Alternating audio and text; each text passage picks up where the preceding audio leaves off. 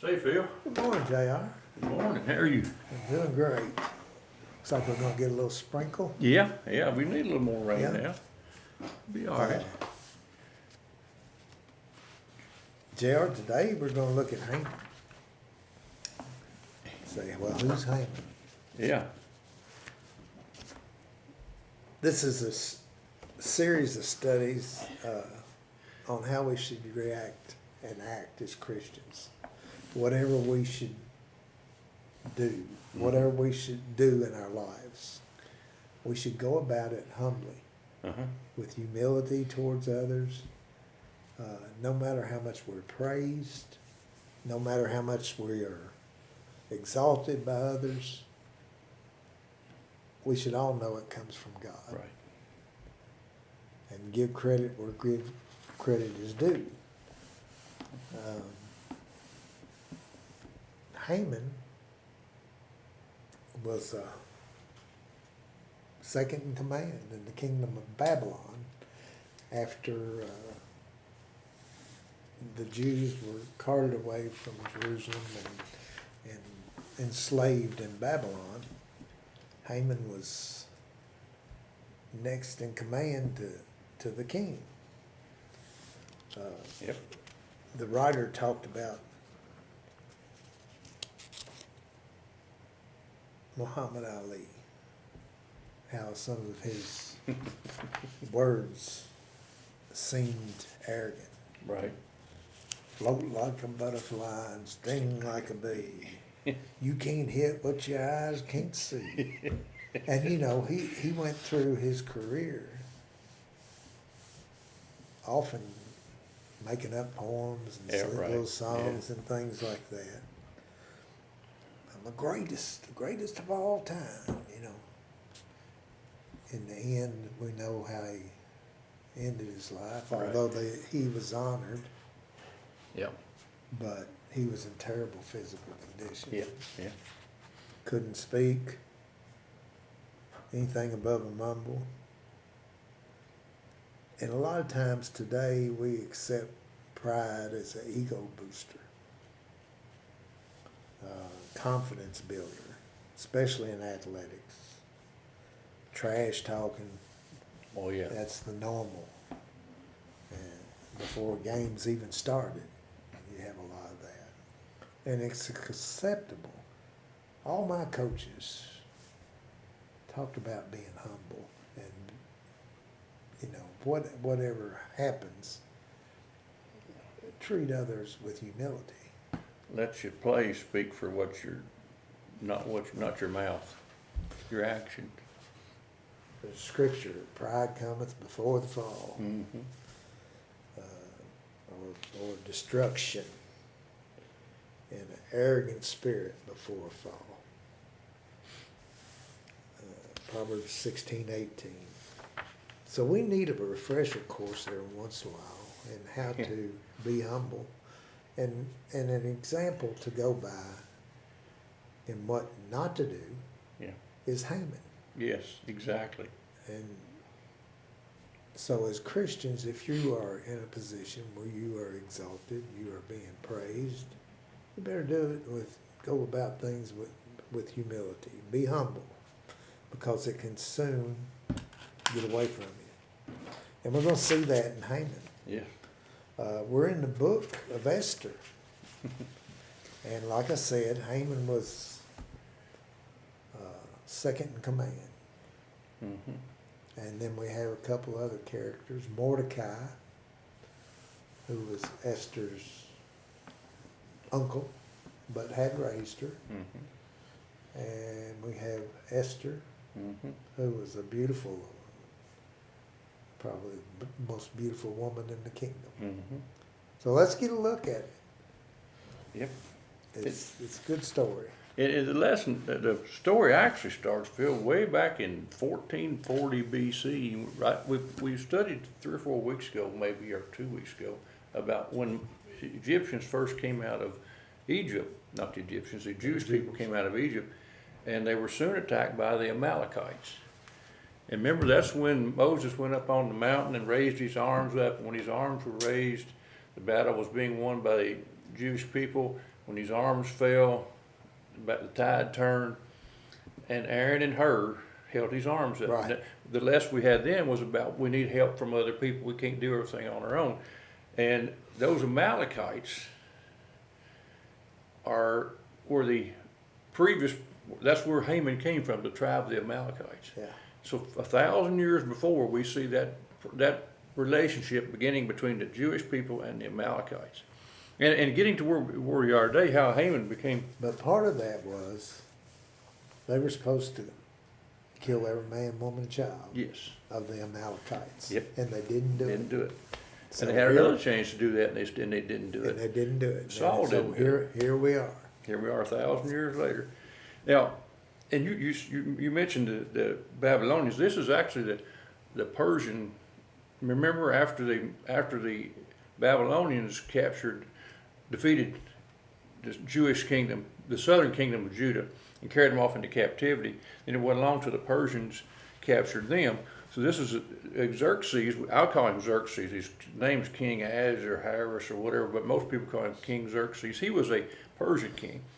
And what they did when they carried the Jewish people off into captivity, they took the best, the brightest, the richest people with them, left the poor people back. Yeah. And then they, in turn, then allowed those people, those Jewish people, to become part of their society, and in fact, even come into their government in some cases. And Mordecai was I think you called him a official. He was an official for the Persian government as a Jew, and Haman was not, obviously was not a Persian. He was an Amalekite. So his family probably had been carried off into captivity at the same time. But that's where we are. Haman's been raised to second in command. But another part of the story we need to tell is when Mordecai was at the gate of the palace one day, he heard two other officials, two military guys, talking about trying to kill King Xerxes, assassinate him. He gave that information to Queen Esther, who was now the queen by this time. She in turn passed that on to the king. And sure enough, they investigated and found these guys were plotting an assassination of King Xerxes. So they had them killed. And Mordecai's name was written in this book as being a hero. But the king never did anything for him at that point in time. And then Haman was honored. And that's what it says here in these verses today. It says, after all this took place, after Esther was made queen, Mordecai discovered somebody was trying to kill the king, and that was plan was forwarded. Then this is what we're talking about. After all this took place, King Xerxes honored Haman, son of Hammedatha the Agagite. He promoted him in rank and gave him a higher position than all other officials. Now that's the Amalekite clans, what that is was talking about there. The entire royal staff at the king's gate, which was included Mordecai, bowed down and paid homage to Haman, because the king had commanded this to be done for him. But Mordecai would not bow down or pay homage. The members of the royal staff at the king's gate asked Mordecai, "Why are you disobeying the king's command?" When they warned him day after day, and he still would not listen to them, they told Haman in order to see if Mordecai's actions would be tolerated, since he had told them he was a Jew. When Haman saw that Mordecai was not bowing down or paying him homage, he was filled with rage. We don't know exactly why Haman was promoted. It could have been because he was probably in charge of Mordecai when Mordecai thwarted his plan, and he took the credit for him. That might have been why he was promoted, but he was promoted to second in command. And the king said, anytime Haman comes around the other officials, they're to bow down and pay homage to him. Mordecai wouldn't do it. The writer says maybe two reasons why. One, it was kind of like putting him as a god, and Mordecai, being a Jew, would not do that. Or the second was he knew and thought that he was as good as Haman anyway, so he wasn't going to bow down to anybody, especially Haman. He probably knew his character, Phil, and we probably see that he did. Now, uh, Haman hadn't noticed that, but some of Mordecai's buddies ratted on him, said, "This guy's not bowing down to you. You haven't paid any attention to it, but he's not bowing down to you." And the writer says they probably did that because they wanted to see if he would tolerate that, Haman would tolerate that. Maybe they didn't have to do everything he told them to do also. Sign of weakness. Sign of weakness, yeah. He said he's weak. As a leader, he's weak. And they told him day after day, you need to bow down to him, and he wouldn't do it. And sometime during that conversation, Mordecai let it slip that he was a Jew. As I said earlier, those officials were probably some of them were Persians, but there were a lot of them from different areas all over the world that the Babylonians had captured. And then when the Persians captured Babylonians, they still stayed there. And when Haman saw that Mordecai was not bowing down, he was filled with rage. We see the first hint of Haman's character. He was filled with rage. He was jealous. He was hurt. To me, Phil, that sounded like Saul. When Saul was upset with David and became jealous of David because of the things David was doing, then we see that same characteristic coming out in Saul as we do in Haman here. Haman's mad. He says, I can't stand this. Something's going to have to be done. And I'm sure right then he starts plotting how he's going to get rid of Mordecai. And then he finds out he's a Jew. And Phil, those roots in the Middle East run deep and run long. And Haman he knew he was a descendant of Agag, the god. I mean, the king of Amalekites. He knew what had happened to them back 1,000 years before. That story had been passed down from generation to generation, how the Jews had defeated them. And so all this started festering up in Haman, and he became raged. Yeah. So his jealousy is beginning to show itself already. And we'll see what he does with that jealousy as we read the next verses. Oftentimes, when you're appointed to a position of power like that, Mm-hmm. you become, for lack of a better word, you become obsessed with the fact that somebody might take your place. Yeah, true. And you might be put out. Which is what Saul did too. And I think he was suffering from some of that. Mm-hmm. And perhaps that's because he knew the truth. He knew he wasn't no number 2 guy. And a lot of times that's what happens. Yeah, yeah. Or a person will rise up into a position and they really shouldn't have. And perhaps they got credit for what an underling has done. Mm-hmm. And there they are, taking all the credit for something that they really had nothing to do with. Yes. Especially you find that in the workplace. Yeah. And it's in those times where they become people who try to knock others down in order to elevate themselves. Yeah.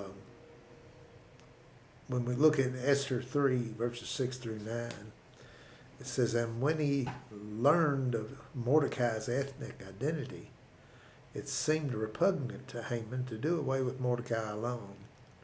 He planned to destroy all Mordecai's people, the Jews, throughout Ahasuerus' kingdom in the first month, the month of Nisan. In King Ahasuerus' 12th year, the pur, that is, the lot, was cast before Haman for each day and each month, and it fell on the 12th month, the month of Adar. Then Haman informed King Ahasuerus, there is one ethnic group scattered throughout the peoples in every province of your kingdom, keeping themselves separate. Their laws are different from everyone else's, and they do not obey the king's laws. It is not in the king's best interest to tolerate them. if the king approves, let an order be drawn up authorizing their destruction, and I'll pay 375 tons of silver to the officials for a deposit in the royal treasury. Mm. Okay, A lot there. so he had learned of Haman being a Jew. Yeah. Haman had taken advantage of his position and relationship to the king and hatching this plan to destroy not only one man, but his entire people. And you see there how he made like it was a people, but he didn't talk about the name of the What the people. group was, yeah. And he didn't talk about how large a gaggle of people that was. Any political leader would have known with that many people, well, you're going to have trouble. But it seemed repugnant to Mordecai to do this and just waste a decree on just one Jew. You got to remember his history, like you just it went over. And then he had been sitting around thinking about old Mordecai not bowing down to him. And I go over this oftentimes because I know it to be true. And the Bible tells us it's true. In Proverbs it says, you know, whatever a man thinketh, that's what he's going to do. Mm-hmm. And that's not a chapter verse quote, but it's a It's a theme, yeah. it's what the proverb says in essence. Mm-hmm. And so he planned to destroy all of Mordecai's people. That would have been. He had to seethe with such hatred. Yeah. And Phil, we wonder why those people are still fighting over there. That's the same hatred that's there today as We see it. as it was this time, which was 1,000 years after this first initial story, and it's still there. And we The see hatred's still beautiful there. cities reduced to rubble. Yeah. And I don't think that they will ever have a beautiful city to stay No. until Jesus comes. It'll be a new Jerusalem. We'll see. Anyway, he planned to destroy all Mordecai's people and take out his wrath on the Jews in the kingdom.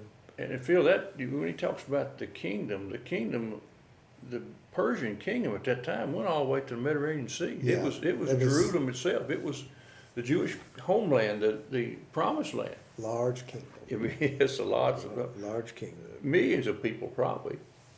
You think Haman had any advisors that weren't yes men? I don't imagine at this point in time. I don't think when he you're did either. when you're number two and behind the king, everybody's going to tell you what you want to hear. And I know he didn't address it in this study, but it hit me.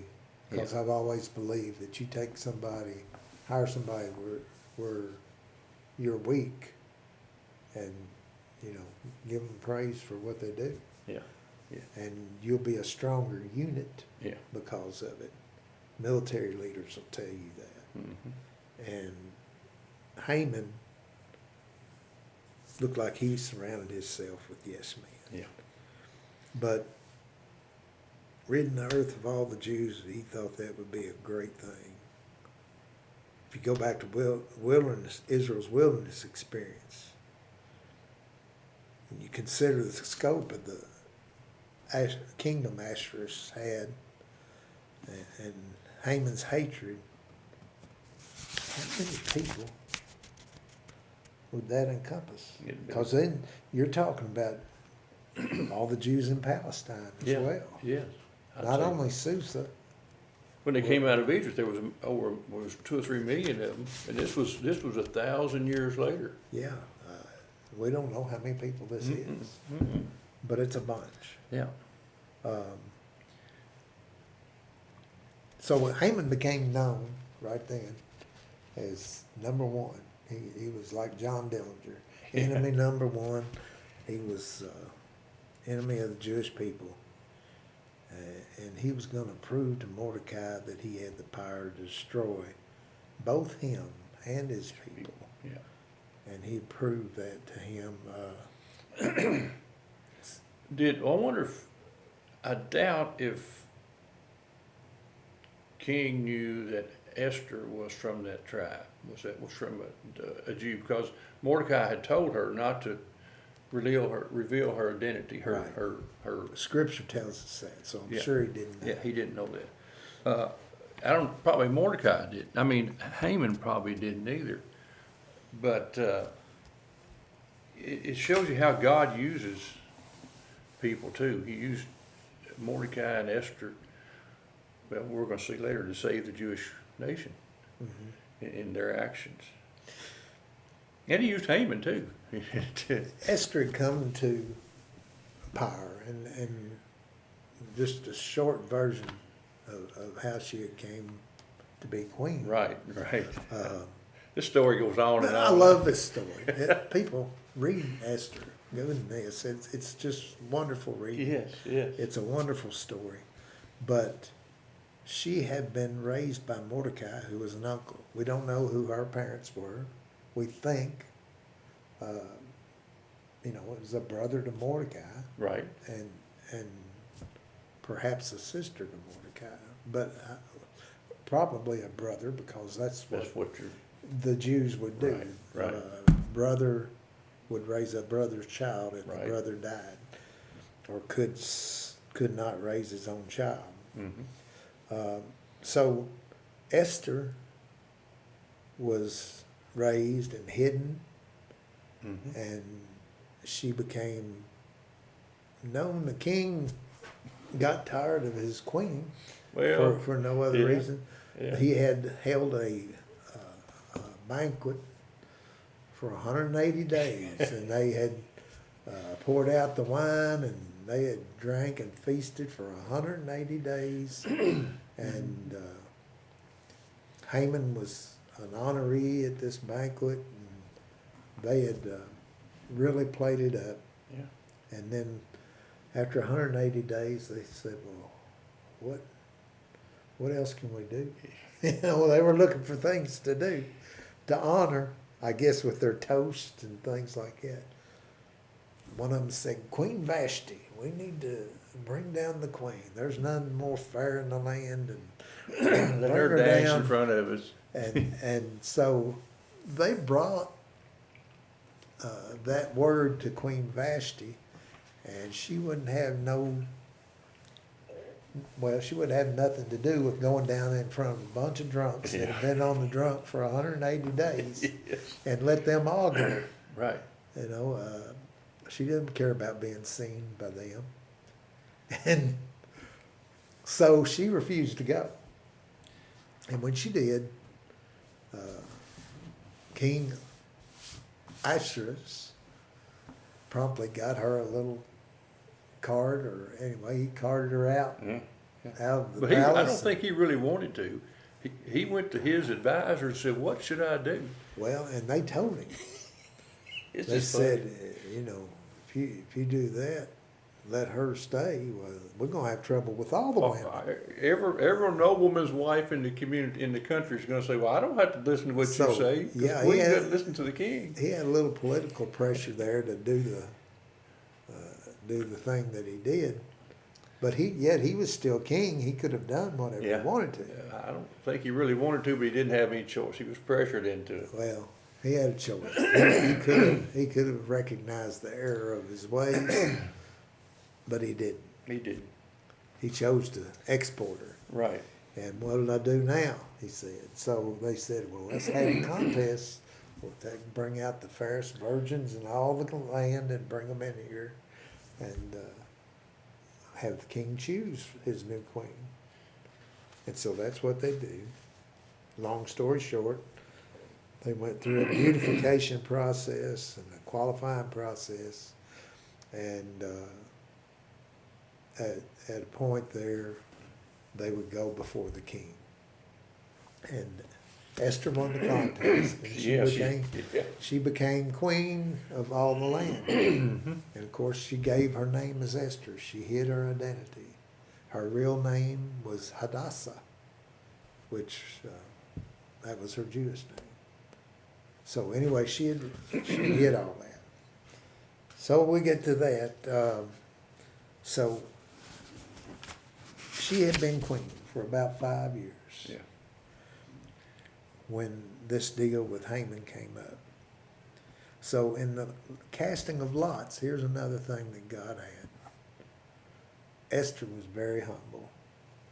Yes. She was part of her attraction from the king was her honesty and her humility. Mm-hmm. And the king was attracted to that. And on the opposite side of that, the number one fella that he had here, he's plotting to kill someone who had actually even at one time saved the king's life. Right. And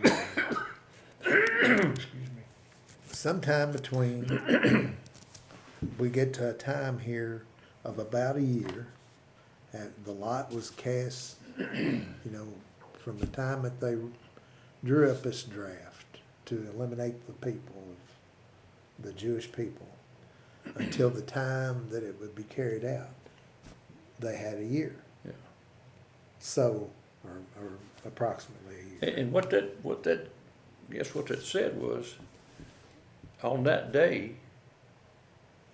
you can kill any Jews you want. Whoever Jews you has harmed, it doesn't matter whether they harmed you or not, you can kill any Jewish person you want on this certain day of the year, about 12 months later. You can kill all of them. You kill all. And you have to think that Haman was going to have a big hand in this Jew killing that was coming up. Yeah. And that was probably where he was going to get this 375 tons of silver. Mm-hmm. Or whatever. Yeah, 375 tons. That's a lot of silver, Gerald. Yeah, yeah. I doubt he had that just sitting around. No, he was going to take that from their families. Sure.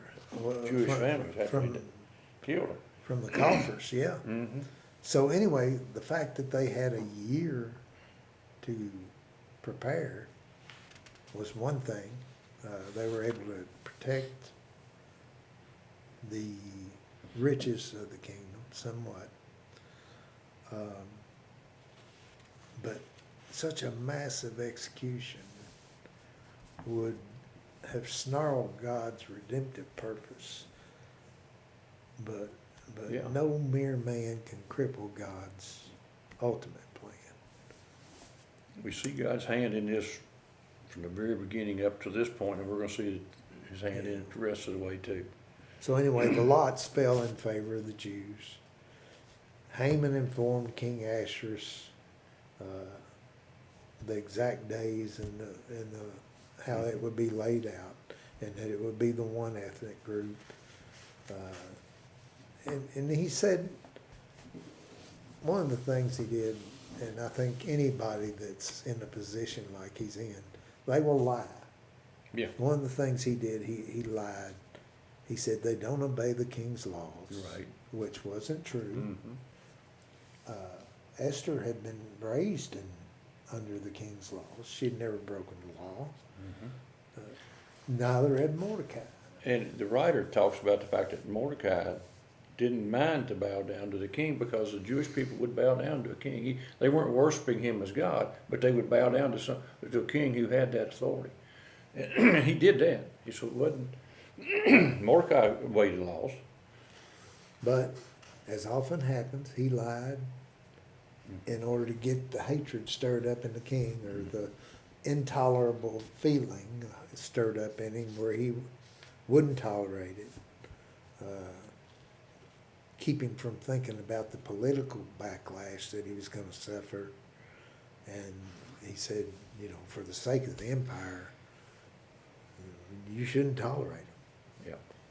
So he's encouraging him to put out. And then he put the big enticement down. It's always about the money. 375 tons of silver. Yeah. Wow. A lot of money. But in the next verses, we see that pride can lead to humiliation and destruction of a person. Haman was so proud of himself. Mm-hmm. He had been honored. He had been set up as the number one guy. And at this point, he is ready to reap the rewards. And one of those rewards was going to be to annihilate the Jewish people Right. from the face of the earth. Look what I've done as a king, second in command here. But But God's got another plan. rest of the story. We jump over to chapter 6. Now, what's happened in the meantime was the king has found out that way back there a few years before, when this assassination plot was thwarted, that Mordecai was the one who did it. Mordecai was the one who found out that he was going to be assassinated, told Queen Esther. She informed the king, and the king said, "I've got to ask his servants if Mordecai had ever been awarded, had been honored for that." And the king said, the servant said, "No, he hadn't had anything done to him." So then he asked Haman, he said, what should a king do for someone who has honored him so greatly, done great honors for the king? And Haman thinks, that's me. That's me. I'm the one who's honored I'm the the king. one that's going to win I'm this. going to get now I get to say exactly what I get. He said, you put him on a horse, you ride him, you drive, you walk him through town. You say, this is what happens to the man who honors the king so highly. Put the purple robe. Put the purple robe on him and honor him and walk him all through the town. So we come to verse 10 of chapter 6. Said the king told Haman, hurry and do just as you proposed, just what we talked about. Ride this guy, take a garment and a horse for Mordecai and the Jew who is sitting at the king's gate. Do not leave anything out you have suggested. Can you imagine the feeling that Haman went through? He's going through shakes, isn't he? Yes, he's going through shakes. He didn't have any choice either. So Haman took the garment and the horse. He clothed Mordecai and paraded him through the city square, calling out before him, this is what is done for the man who wants to honor, the king wants to honor. Then Mordecai returned to the king's gate, but Haman hurried off home, mournful with his head covered.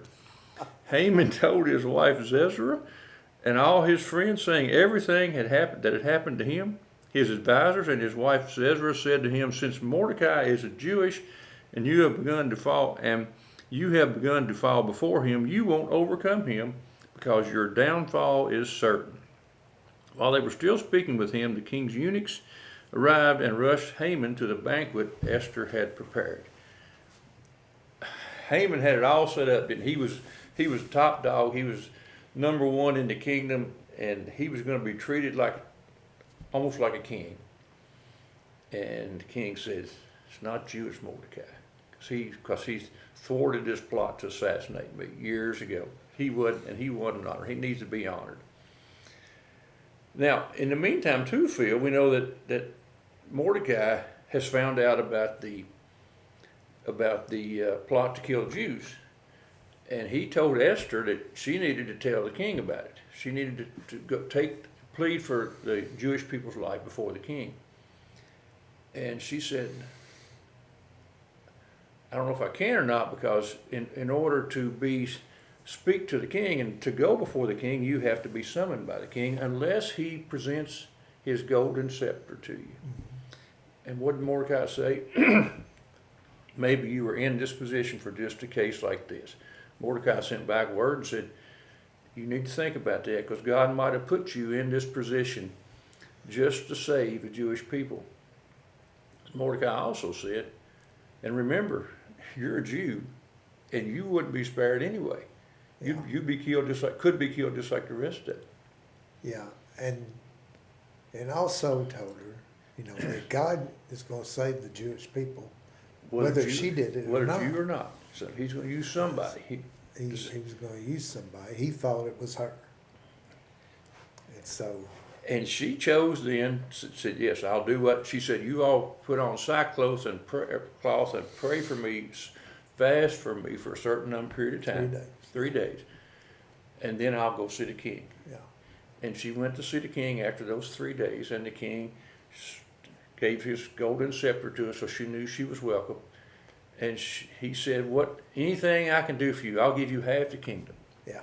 She didn't tell him what she wanted in. She said, can you and Haman come to a banquet with me this afternoon? Come now. And I'll tell you what I want. They went to that banquet, and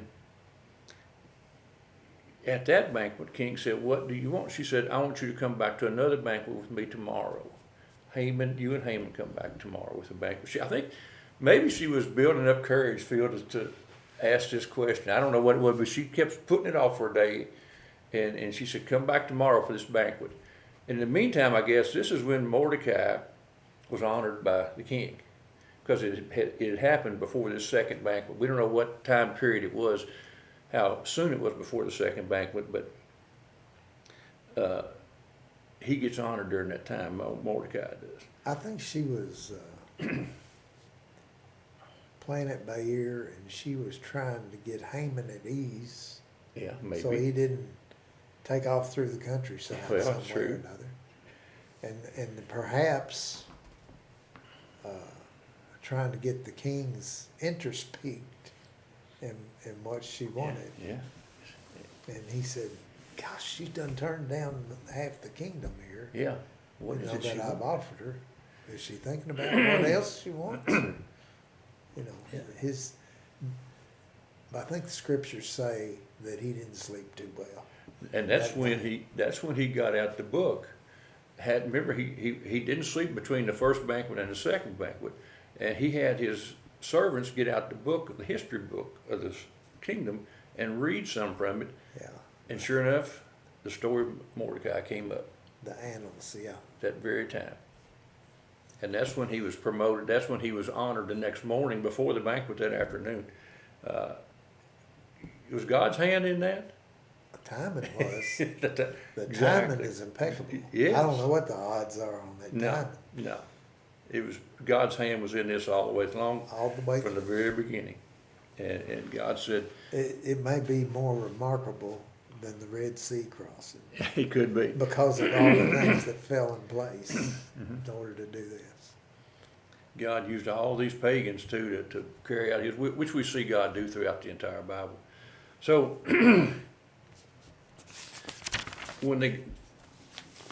now the rest of the story is this, Phil. The rest of the story is this.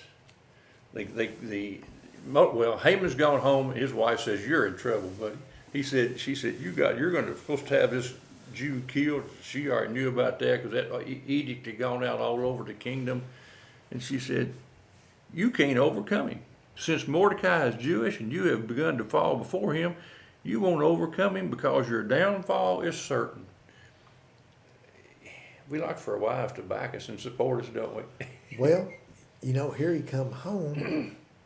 Says he was mournful with his head covered. Yeah, yeah. This arrogant fellow, he had been riding around with his robe flipped back on that horse with his nose up in the air and had enjoyed all the pomp and circumstance that he had been awarded and the high position that he had risen to. And the fact that he was going to get this done to the Jews was just going to be some icing on the cake. Yeah. And the very one that caused all of his problem, then he had to parade through town. The very one that wouldn't bow to him, he had to parade him through town and say, this is what happens to the man who honors the king. Yeah. And his wife says, you're done for. And even his friends, he said, you're done for. You're not going to be able to beat him. And about that time, then the king sends his servants over, his eunuchs over, to get Haman so they could go to this banquet with Esther. Now Esther's got the king. He's wanting to know what she wants so bad, and Haman's got his head hung down between his legs because he knows he's been messed over by the Jew. And the rest of the story is the queen at that point in time said, there is a man in your nation that has thwarted, that has planned to kill all the Jewish people. And that Haman is the man. Gosh, can you see him squirming then? Because he knows what the king thinks about Esther. Yeah. And he is squirming. The king left the room, it says, in anger. There now, Haman is in the room with Queen Esther. He goes over and starts begging her for mercy. Clinging to her. Clinging to her. And the king comes back in. What happens to somebody that puts their hands on a queen? Oh yeah, they're not gonna Yeah. last any time at all. Ah, We see yeah. this here. Yeah. The king comes back in and finds him and outraged and said he's to be hanged on the gallows prepared for Mordecai. Because Haman had already built this huge pole. They impale people on top of poles to hang Mordecai on the next day. Yeah. And no. Haman was hung on his own pole. So it was 50, I forget how, 50 something, 50 kilometers, I don't know what kilometers, I don't know what it was, 50 something, way up in the air, higher than the poles they usually put them on.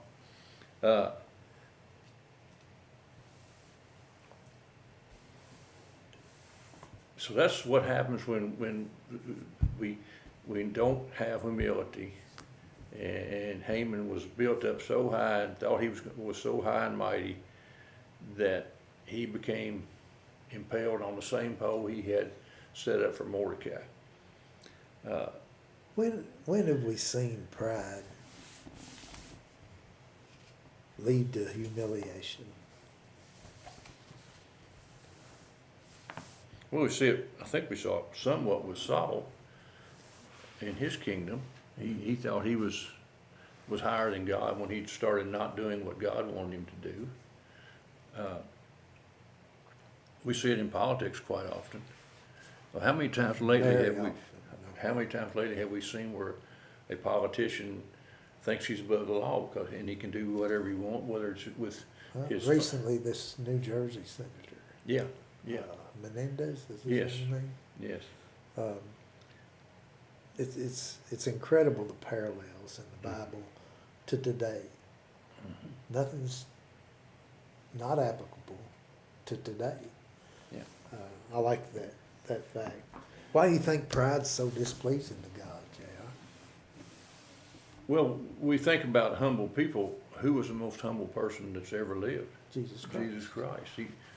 God wants us to live, and He wants us to model after Jesus. And if we have any pride in our life at all, we're not modeling after Christ. Right. He wants us to be like Him. Right. It makes us forget who our Maker is. Pride. When we get prideful, we think about what we've done, what we've done for ourselves, how we've made our own life to be what it is, and we don't give any credit to God at all. When we know everything we have, everything we own, the air we breathe, everything that happens to us is because of God. Yeah. The story even gets worse for Haman.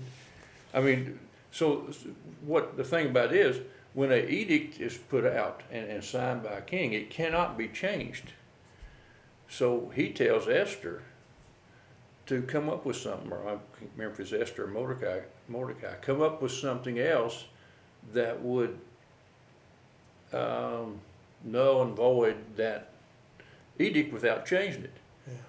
So Mordecai devises this, comes up with this edict that says that the Jewish people can defend themselves when they're attacked, and not only can they defend themselves, they can kill other people themselves. Anybody comes after? Anybody comes after, they can attack. If you come after me to attack me, I can kill you. And the story has it that thousands of Persians were killed that day. And in fact, was it in the capital city of Susa when the edict went on for 2 days? He said you can do it not only that day, but you can do it the next day also. And we know that not only did Haman get put on a pole, his 10 sons got put on a pole. Yeah. God said, okay, yes, you can. That's what they said. Can we do his family? Yes, you can do his family. So his 10 sons also got killed. Mordecai didn't fare or Haman didn't fare too well in his whole story because So he was on the not. day that Haman had hoped to destroy the Jewish people, His family was wiped out. their attackers were turned back. Mhm. Many men were killed, and along with Haman's 10 sons. And it goes further. Mordecai or Haman had a big household, big family, probably owned lots of land and property. Who was that turned over to? Mordecai. Mordecai was given all that. And he was elevated to Number two man in the kingdom. just like Haman had Yeah, been. he'd already proven his loyalty Yes, he to the had. king, and had improved his intelligence. Yeah. So there he was. Now, Phil, am I right in this that God continued to use Esther, and she was one of them that went to the king and asked that some of the Jewish people begin to start going home to rebuild Jerusalem? Well, I'm not certain about that. Well, I'm not certain. Let's back it up. Let's don't talk about that. We'll check that out and see. We'll find out for you. Yes. Things we should consider from this story, Jay. If you receive a special recognition, or if you're elevated to a place of authority in a workplace, or perhaps on an athletic team, if you're a youth, Mhm. do it with humility. Did you do it with humility, or did you go in and say, well, I'm going to kick my enemies out, and I'm going to take over this thing? And we see that sometimes in workplaces where people take petty grudges with other employees, and they go in and try to start weeding people out. If you get in that position, don't do that. Thank God for his favor and commit to accepting every recognition with humility. And God will bless whatever you do. Consider your way to be a blessing to others. You know, whatever improvements you've made in your personal life, consider it a way to be a blessing to other people. Like Esther, you might be elevated to a position for a certain task. Always be ready for that task. And then if you've had, perhaps in your past, or if you've recognized wrongful thinking from this study today, confess those things that you know don't line up with the Bible. Mhm. And the thoughts say, well, I didn't do anything. Confess your evil thoughts to God, and he'll lead you away from it and continue to bless you. I like this one, Phil, that my writer talks about. He says, serve where you lead. Serve the people you have leadership over. This might be at home or at work, and a lot of times this is at work. Take over a task they normally perform. Assist instead of leading.